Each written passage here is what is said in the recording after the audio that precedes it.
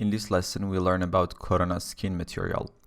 It's a subsurface scattering material which allows for rendering realistic human or animal skin, and it can be used to render any layered subsurface scattering materials as well, so it's not only for skin renders.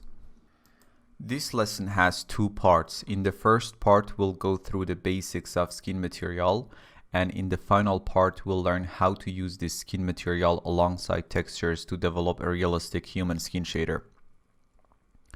For this lesson, we have this 3D scan of a head, which is a free 3D scan from ten24.info, ten24.info. And for the lighting, we have Corona light materials with different HDRIs from hdrihaven.com applied to different cinema 4D skies. The HDRI maps are from different lighting situations, and to see our skin shader under different lighting situations, we can simply turn on any of these 5 skies to get a different lighting.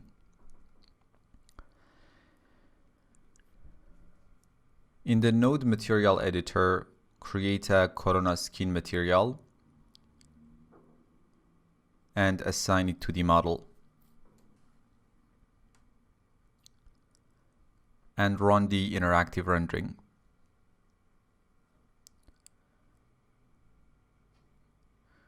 I'm going to just realign these windows to get a better layout.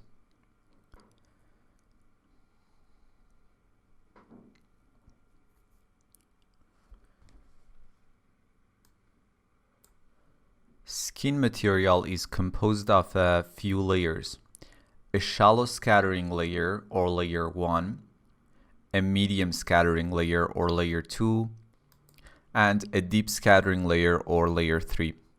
Also 2 reflection layers. So from the overall contribution of all of these layers, we get our final skin material. Now, what's the deal with these 3 scattering layers? Shallow scattering or layer 1 is for subsurface scattering that happens near the surface of the skin or the epidermis layer of the skin. Mid scattering or layer 2 goes deeper in the skin, and it is for the SSS layer that happens in the dermis layer of the skin.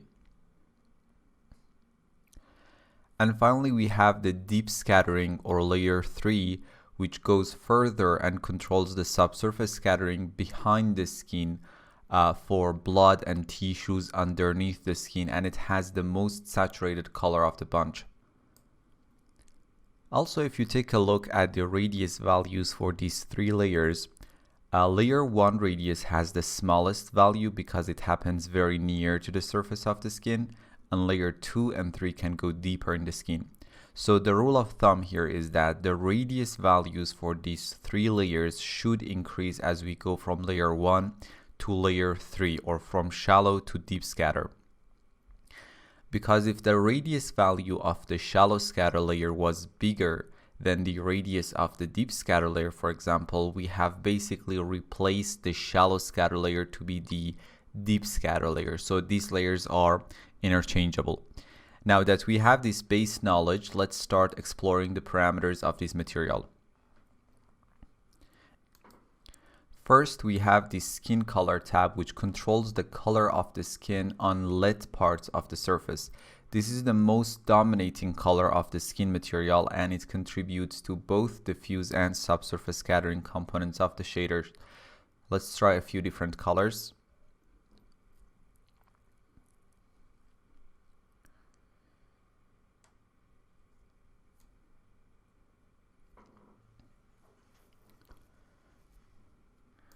For example, if you have a green cartoony character, you just need to change the overall color to your favorite green color and then start adjusting the scattering colors.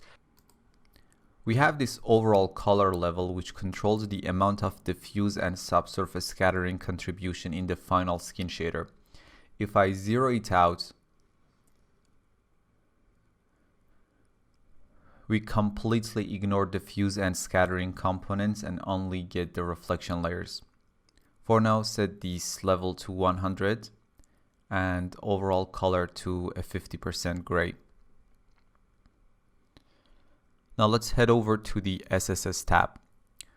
First, we have this radius scale, which scales the subsurface scattering effect up and down, and it works as a multiplier for the shallow, medium, and deep scattering layers. If we set the radius scale to 0,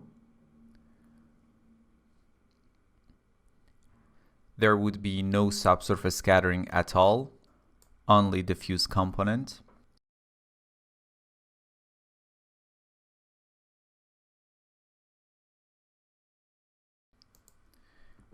If we try 1, the scatterings start to become evident, especially in the ears. Try 2.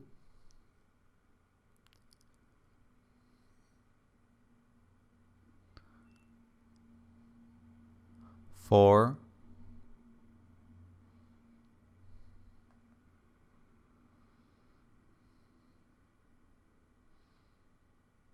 And 6.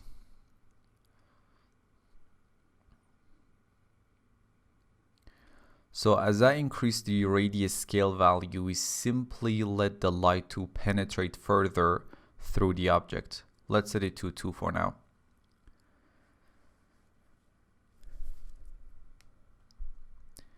Next, we have subsurface scattering amount, and this value controls how much of the final look of the skin shader will be defined by subsurface scattering as opposed to diffuse.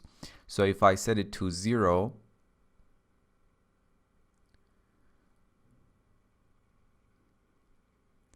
we only get the diffuse component and no subsurface scattering.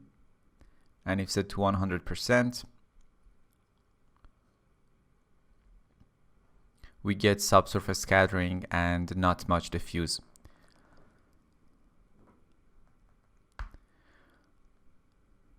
We have our shallow, medium, and deep scattering layers, or layers 1, 2, and 3. Let's start with the shallow scatter layer and zero out the weight of the mid and deep scatter layers. And change the layer 1 scatter color to this pure red.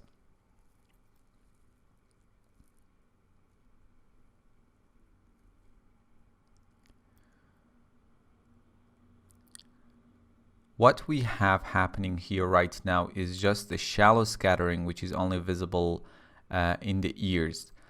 First, we have color, so I can change the color of the subsurface scattering that happens near the surface of the skin.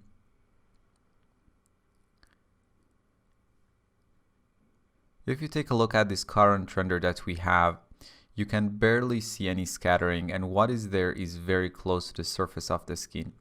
The shallow radius is set to 0.75 centimeter right now, but as the radius scale is set to 2, so the actual value here is 1.5 centimeters.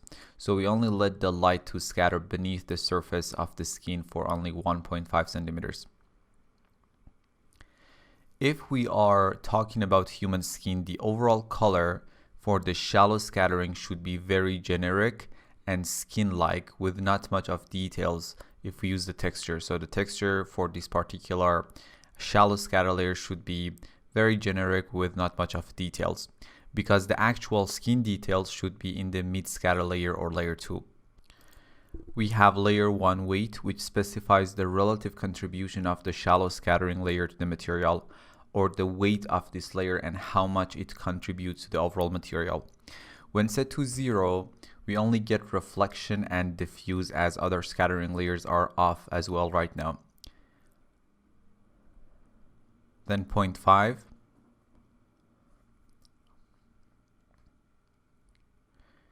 And 1. Now we get our shallow scattering back. We have shallow radius, which specifies the distance that light is scattered within the shallow layer in centimeters. Basically, the distance that light can travel through the surface of the skin before exiting. Lower values produce less scattering and the skin can appear more opaque, and higher values give a larger sense of translucency. Let's try 1 centimeters,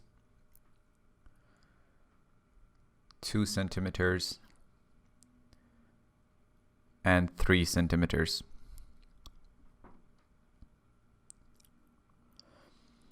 So as I increase the radius, I'm allowing the light rays to travel further through the surface and therefore having a more obvious translucent or subsurface scattering effect. Now you can clearly see that defined red scatter color. Now, as this is the radius of my shallow scatter layer, I should limit the radius so the light only scatters near the surface. So let's set the shallow radius back to the default value of 0.75 centimeters. We have mid scatter layer or layer 2 that goes deeper in the skin, and compared to shallow scatter color or layer 1 color, it should be more saturated and less generic. And we can also use a detailed texture instead of a color here when using skin textures to create realistic skin shaders.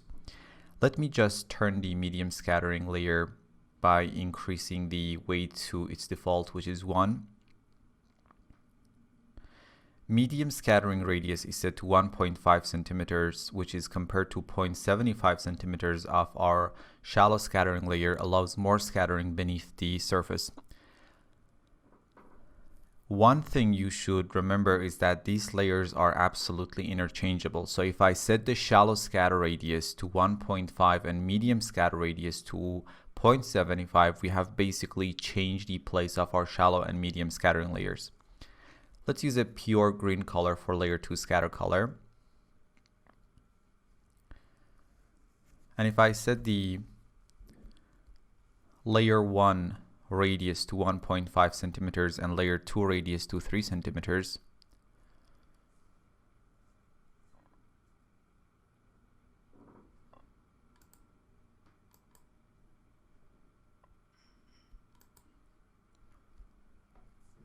you notice in the shallower areas like the ears, we get that red scattering color from layer 1, and for our layer 2 that we allow the scattering for it to continue to 3 centimeters beneath the surface, we get that green color from the medium scattering layer.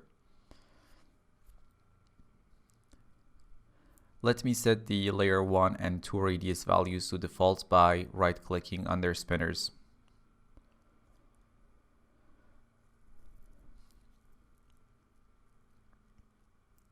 Finally, we have deep scattering layer. In this case, because we are dealing with human skin, this color would be red or very saturated brown. Now, if we were to use a texture for this layer, it would have less details compared to the mid scatter layer, but with a very saturated defining color. For demonstration purposes, let's use a pure blue color here. The radius for this layer is set to 4 centimeters, therefore goes deeper compared to our 2 previous layers, which were 0.75 and 1.5 centimeters. Now you can clearly see the green color from layer 2, and as we go deeper we see the blue color from layer 3, and that hint of red from layer 1 that doesn't go that much deep. And as I mentioned earlier, the radius value of these 3 layers is what determines which layer is shallow layer, which one is medium, and which one is deep. For example, if I swap the radius value for layer 2 and 3, so layer 2 radius will be 4 and layer 3 will be 1.5.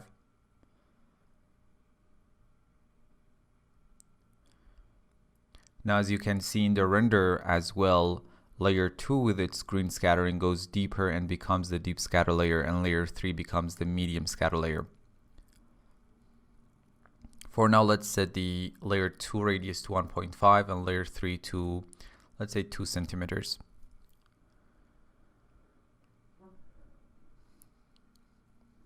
Next, we have our primary and secondary reflection layers, or layer 1 and 2 reflections. We have these 2 layers of reflection because different layers of skin might have different specular and reflective qualities.